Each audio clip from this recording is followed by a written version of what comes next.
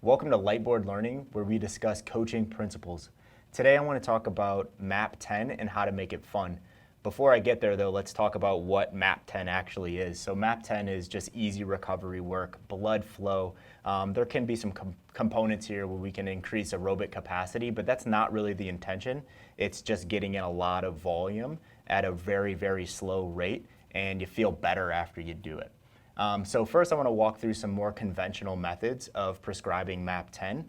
First I want to talk about round the world. So this is where we have a series of movements and we're going through these movements consecutively with no rest at a very, very easy rate.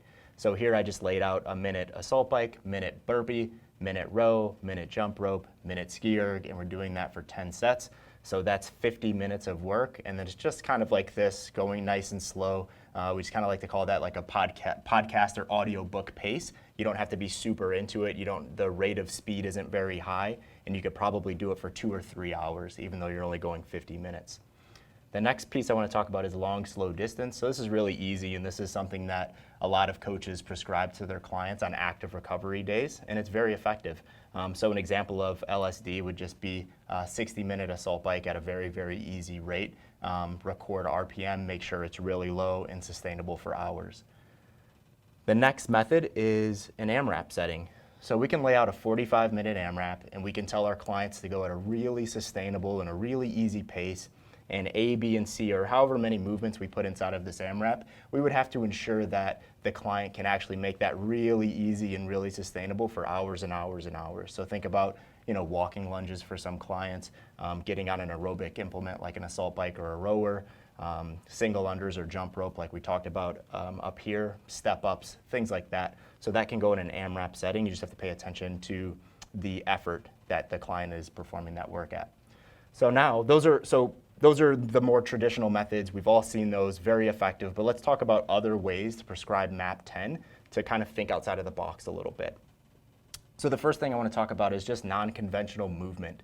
So, I think our heads immediately go to, how can I use this assault bike? How can I use a barbell and make it really sustainable? But let's kind of take all that stuff away and let's just look at movement and how we can make movement MAP 10.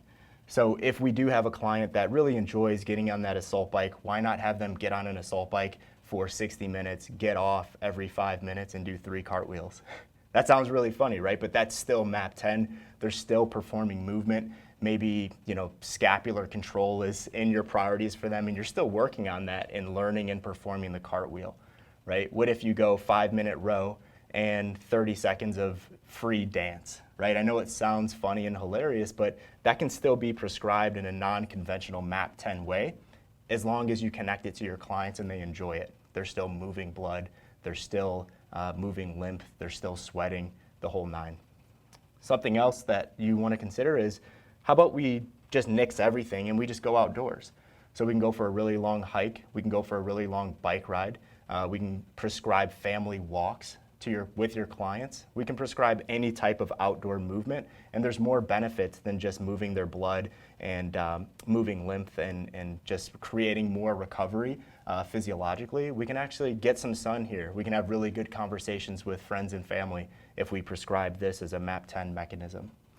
And then finally, I would take a look at mindset. So I know that we talked about at the top, how do we make MAP 10 fun? I would actually have a conversation with your client and why you have to make MAP 10 fun, and kind of wrap your hands around that and understand what your client really needs.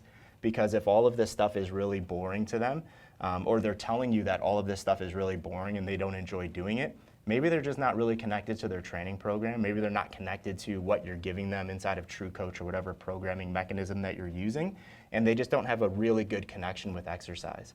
You could have a really good conversation with someone, and because of the seed that you implanted inside of their head and they understand why they're going for a 60-minute walk outside with their husband or wife, they can now really enjoy that, not only spending time with their husband and wife, but actually enjoying the movement aspect of it.